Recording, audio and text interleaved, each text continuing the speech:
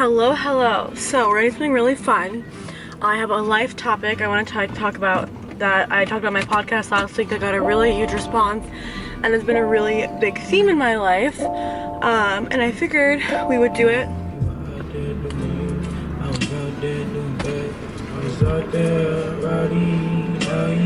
And I figured I'm about to go drive and pick up Mia, and okay, so basically I honestly, so before I was even vegan, like years ago, I loved Chick-fil-A, okay? Like in high school, before high school, they opened a Chick-fil-A. It was like the hottest thing in the town. This is what happens when you live in the suburbs. Like, this is like what's exciting.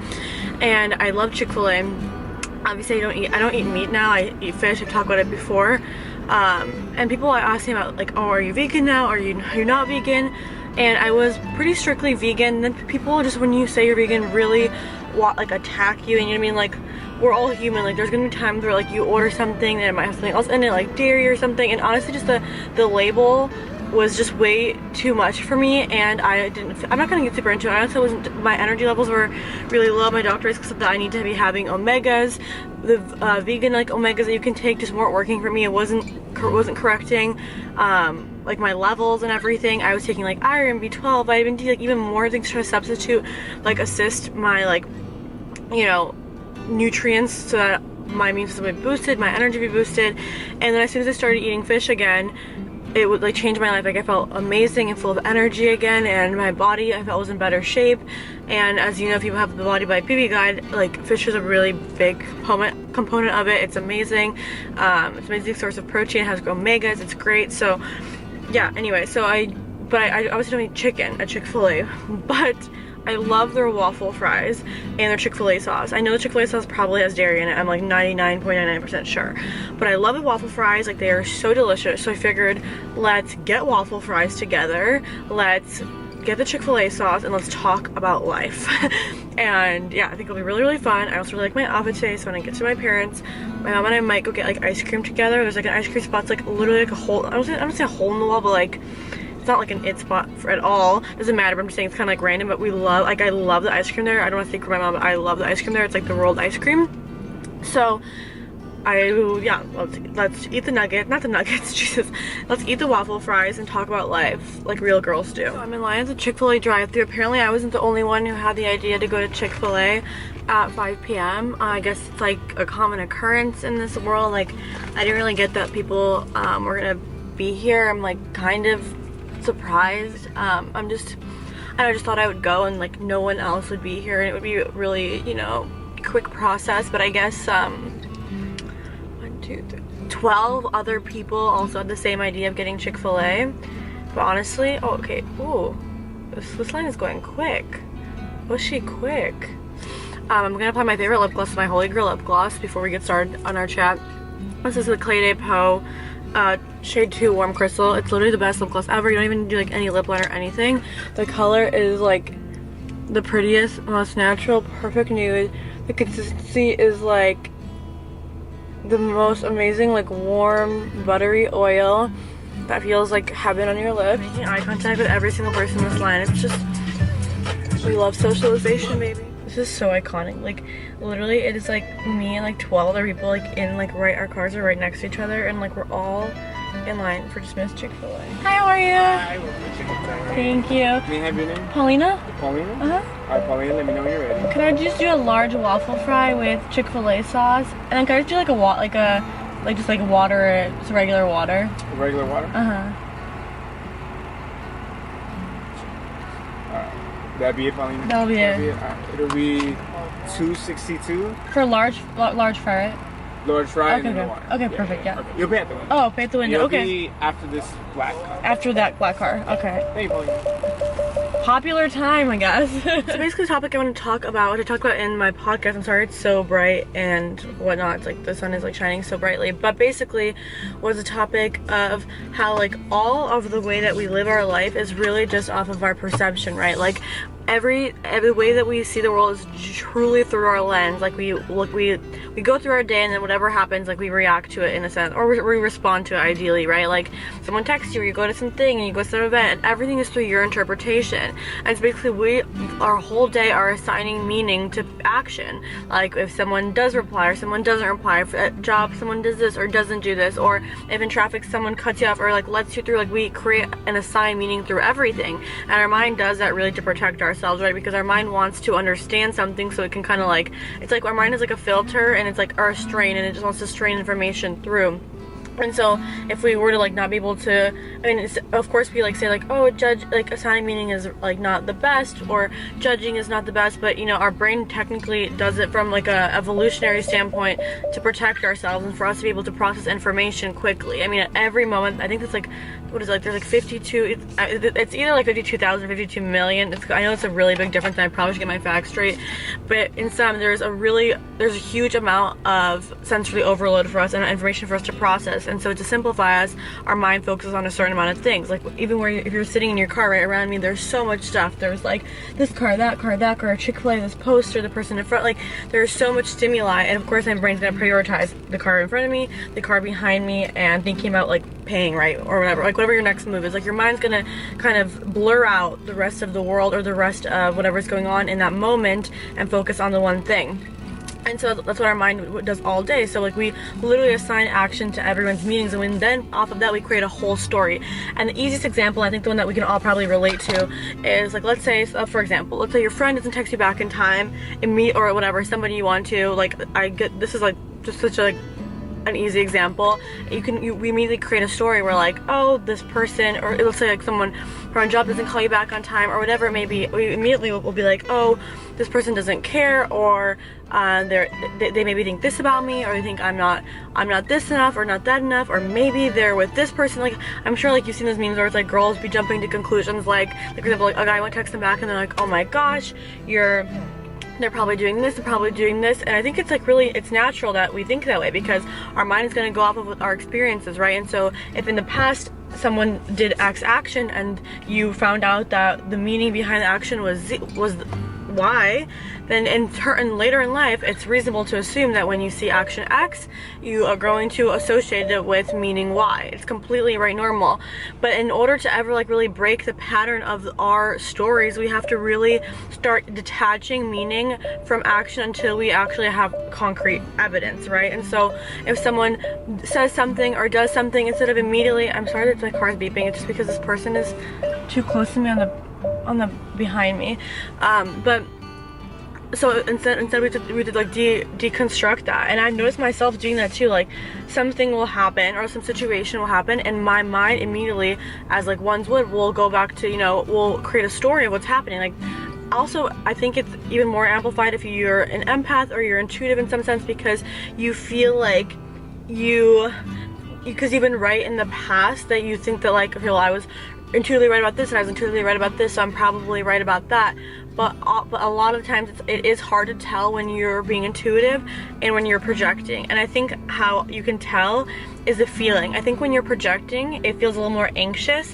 Like, I don't know, like someone does something and you in your mind are like I immediately, I'm like, oh, I know exactly what, like this is probably what happened, and this is probably what happened, and this is what's going on, and blah blah blah blah.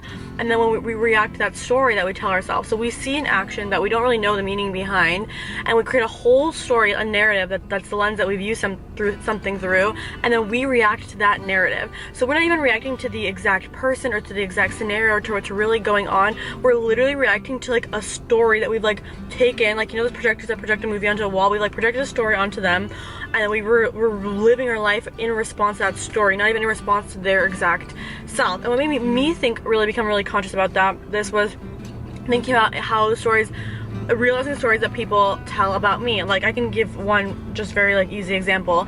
Like, if you guys know me, you know honestly I'm not like I know this word's kind of funny word, but honestly I'm a pretty like wholesome person, I would say. Like, I'm not, you know, like out all the time, I'm not like wild. And if you really know me or my friend, you know I'm like very chill. I love being mellow. I love like yoga, meditation. I'm very just a mellow person. I'm very easygoing actually. Like I do have like a structure in my mind of how I like things to go in terms of like my work day, but I'm very like mellow and open to like I feel like I'm pretty mellow, flexible to like things that people want to do something or whatever. Like, so basically for me, that's my personality. I'm like very not, I'm so excited for these nuggets. I'm gonna scream.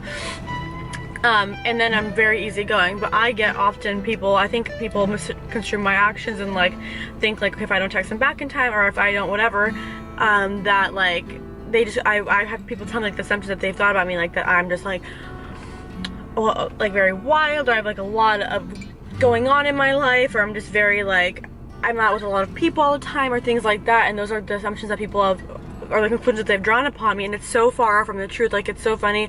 I was talking to someone there, like one day I was like literally with my parents, just hanging out, so I put my phone away usually when I'm with my parents, just because like if I'm doing something, I put my phone away. I have my phone on me on the breaks while I'm doing stuff during the day, and then if I'm like doing an activity in the evening, my phone's away with a friend thing. So like my phone's like, I have it pretty heavily in the morning, kind of spread throughout the day, and in the evening it depends if I'm home.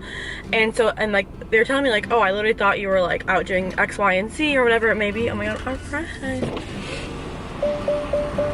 Hi, how are you? Thank you.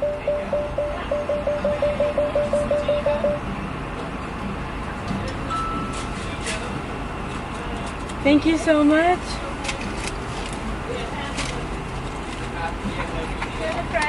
Thank you. Thank you so much. Have a good one. Oh my gosh. Okay, sorry. I just screamed and people are looking at me. I just screamed. People are looking at me. Okay. So now we need to get on the road. Let's hit the road, Jack. And don't you come back no more, no more. Oh my, I'm literally, I don't even know which way I'm going right now. This is the fucked up part. Okay. Oh my god. I smell the waffle fry and I'm getting emotional. Okay. But I guess it was just funny to hear like the stories. Like I was literally like with my parents, such a mellow, like I don't know, I think we were like walking around chilling with Mia. Meanwhile, someone else in their mind created like a whole story of what I was doing and whatever it was and was reacting to that story. I understand that because I've been that person too. Like you see some sort of action and you don't really know what's going on, but you're based on stereotypes, social norms, your past experience. You're going to create a judgment. That's how your mind works, because your mind wants you to feel safe. Like your mind wants to like jump to a conclusion, because our mind naturally doesn't like the unknown. That's why people stick to like toxic friendships, toxic relationships, toxic situations in general, because our mind literally, I think it's called like the variability of choice or something like that, where like you would rather, and I 100% have been there, would you rather you'd rather do something that's familiar that you know isn't good for you than like move forward, because it's like, wait, it looked blue for a second, but it's just water. Oh my gosh, she gave me 4 Chick-fil-A sauce. What a queen. Okay, I need to like dip one on camera. I need to do one.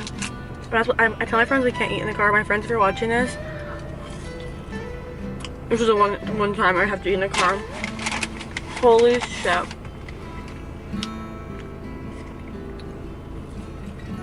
So my camera died yesterday, but I want to continue on this topic. We have the girls here, Mia and Coco, running around. They're chasing each other. They go in circles. Like they'll run on the patio. My patio is finally done, so they'll run on the patio. They'll chase each other around there. I see them right now fighting or like jumping on each other. And they'll run and like run through the whole place, run back out, fight each other in the patio. Like they're literally, I wish I could, maybe I could. Okay. Yeah. That's Coco mounting the bed. Mia's running around. What, you wanna play with Sissy? So you wanna play with Sissy, huh? So yeah, Sissy wants to play with you? But basically I want to continue the topic. I'm here with a cup of coffee. I made myself a little French press with the Trader Joe's like almond, macadamia, cashew milk blend. The Chick-fil-A waffle fries yesterday were delicious. Honestly, like I debate ordering 2 now when I go next time, because the one went by really quick for me, and I did get a large, but like I just don't feel like I was fully, you know, satiated with the one waffle fry. If anyone else gets the Chick-fil-A waffle fries, let me know what your thoughts are. Obviously, I understand that it's supposed to be used as like a side dish, correct? Like you're supposed to have your whatever chicken entree of choice, and then you're supposed to have your waffle fries on the side. So I do recognize the fault in my error of like assuming it's a meal, but like honestly I just love the waffle fries so much, the Chick-fil-A sauce, that when I finished them I was like, wow, like that's it. I could have definitely had another. Basically what I was saying was like, what made me realize the fact that we create these narratives and project them onto others is when I would see what other people could assume about me and how far it would be from the truth, and not just in like what you're doing on a day-to-day basis, but just even who you are as a person. And that's already one thing. I mean, obviously, like, we create a stereotype when we see someone, again, for the same reason. It's just like what makes our mind comfortable. It allows us to sort things into boxes, which it's like, I don't think it's fair to say it's right or wrong, right? Because it's like our brain does it almost as some sort of survival mechanism. Like, it sees someone and tries to identify who they are so that it can identify in your mind whether it's a threat or not, and then it can categorize it, you know, because your mind doesn't want something floating around that doesn't make sense. Almost like think of your mind as like a closet, and everything is sorted like by color and by texture and by style. I don't know if I'm using a fashion reference, but then like article of clothing comes in and you can't sort it. Like, you can't decide what style it is, you can't decide what kind of shirt it is. Like, it would be chaotic for you. And same way for your mind. When your mind leaves room for someone to be unknown or for to show themselves to you, it's like too much. Your mind's like, I'd rather just sort, is this a good person, bad person, like what do they do, what's their personality like, and like, are they going to be able to fit into my life? And then your mind sorts it away, right? And this is a little bit different than intuition. Like, I think there's a study that's like within 30 seconds of meeting someone, you know if you like them or not. Which, for me, honestly, I can say, like, truthfully, I think that that's true, which is if you're tuned into your intuition, right? Like, I think you can have prior judgments of someone just seeing them and not meeting them. Like, if I see a photo of someone, I mean, okay, not to like toot my own horn, but I like can energetically like read people pretty well, so it's a little bit different. But I'd say, like, on average, you don't know the full scope of them, and I don't know the full scope of them. I could probably read energetically whether I'd like them or not, but I probably wouldn't be able to make correct maybe judgments. Does that make sense? I could like tell energetically if they would be like resonant with me or not, but I don't know if I could tell like I don't know if I can make all the correct assumptions or even majority correct assumptions about them as a person, what they like. I can energetically feel something resonates with me, but I don't think I'd be able to tell you if someone was like, oh, are they vegan or are they not, or like, do they work out a lot or do they not? I mean, I guess they could maybe tell from a photo, but some people really fit and they don't work out. But do you know what I'm saying? Like, I wouldn't be able to probably like select their lifestyle habits or be able to like identify their choices, but I'd be able to tell energetically if they're resonant with me. But going back to the 30-second thing, like, it's kind of wild that in 30 seconds you can tell whether you like someone. I think this is especially true for like romantic partners, and someone, and you can share your experience. I think it's different for everyone. People have told me that they've met the person that they've been with forever and like they did not like them when they first met them and were like indifferent to them or whatever, and then now they're together for like 10 years. Like, I've literally seen that happen. So I don't, you know what I mean? That's like it's different for everyone, but for me, if I meet someone within like 30 seconds, I'm not even trying to like romantically, I think I could tell if I like them. And it's not even based out of like attractiveness, right? Like, honestly, like, oh my god, they're playing so cute right now, sorry. Like, there's been people who are like super attractive, but like I just have no connection with, and to me, like, that's just not enough. Like, I can just like, I don't know, buy like an oil statue of like, I don't know, who do I think is attractive? Brad Pitt or something. I think Brad Pitt's cute, like, and stare at it if I wanted like satisfaction. I don't know, like, whatever it is.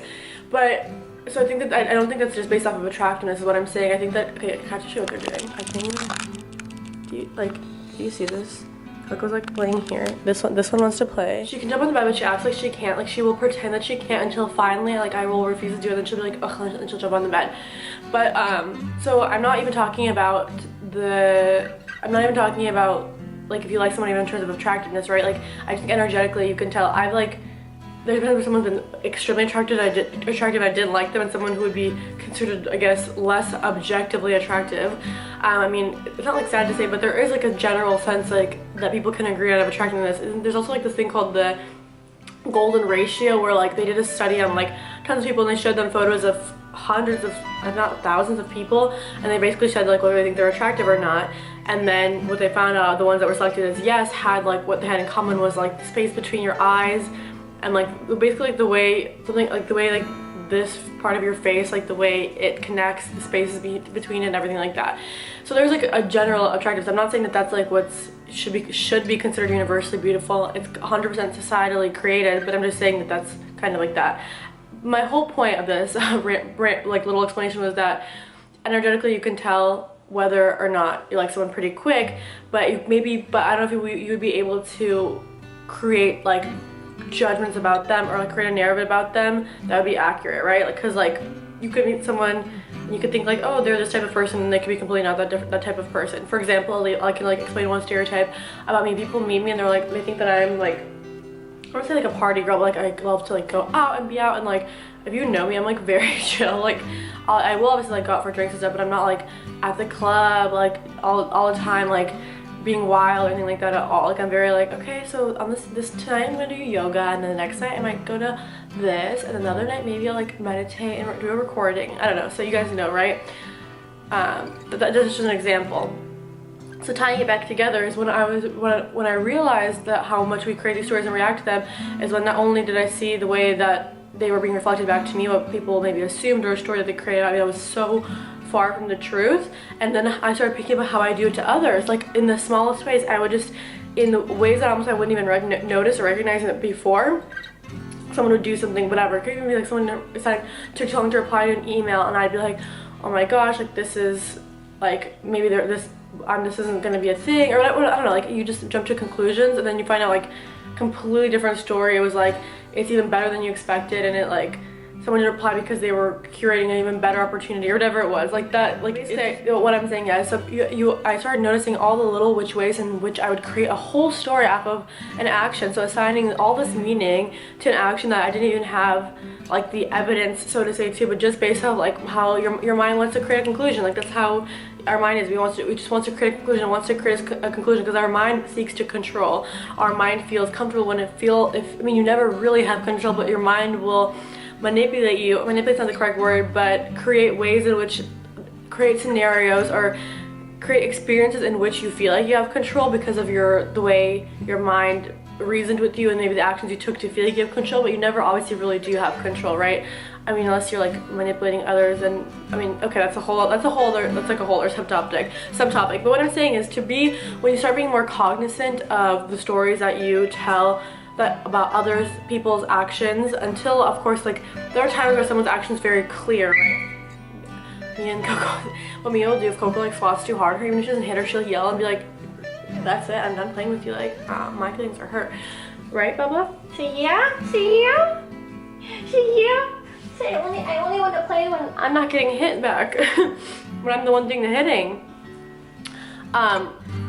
But yeah, but being cognizant of the ways we do this really allows us to be empowered, because it allows us to make choices off of our new version of ourselves, which every day, you know, you have the opportunity truly to change the ways you think, change the ways in which you act, change the ways in which you live. Even if you've lived your life in a way that you didn't like, or you feel like you've taken actions that you didn't like, or you have the story going on about yourself or about others, or the way people treat you, or the scenarios you end up in, you have the power to, you know, one day wake up and be like, I'm not going to live with this story. And of course, when you're first changing a belief, a subconscious belief, a deeply rooted subconscious belief about you, it takes a little bit of time. Like it takes about like 2 to 3 weeks, people say, for it to like get a little bit more solidified in you. Like you'd have to like wake up and the first thing in the morning, affirm it in your head, or before bed as you fall asleep, affirm it, or play a recording, or just when every time you're about to do a self-sabotaging behavior, you stop yourself. Like right before you're about to do X that you know wouldn't be good for you, or you're about to do this, you stop yourself and you take a new route, and of course it's really hard because your mind wants to go the normal route. Your mind like wants to take the action that you've normally been taking, right? Because it's like that neural pathway is so established that it's like clockwork, it's just going and going and going. And so when you stop that really quick momentum, it feels weird. It's like the ball is rolling with so much speed, and then it's just stopped, right? And then you're choosing it to go in a different direction. So at first it feels like you're going against the grain, or people also call it like imposter syndrome, when you start doing different actions and from your norm, but actions that serves you better, behaviors that are more beneficial to you instead of like basically harmful to you.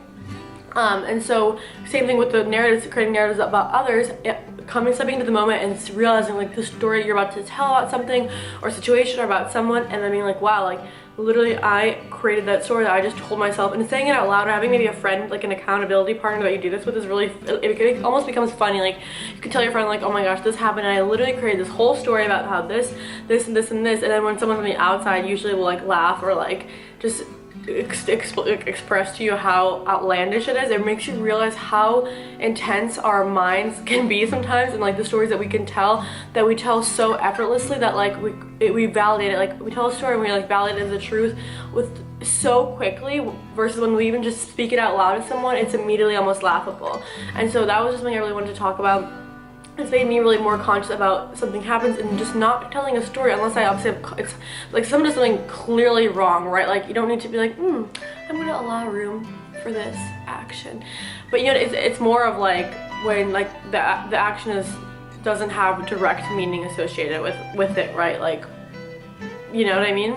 But by allowing ourselves, you know, to have a moment of self-awareness, to see where we're telling the stories and to release the story and to be like, you know what, I don't know what's going on, and so I trust that everything is working out fine. And an affirmation I've been really liking lately is in those moments to affirm this. So when the actions, you see an action that you don't know, you want to get meaning to, and you just want to do it for comfort because you don't like to be in the unknown of a situation, you say this affirmation. You say, I trust that things are working out even better than I could have ever imagined.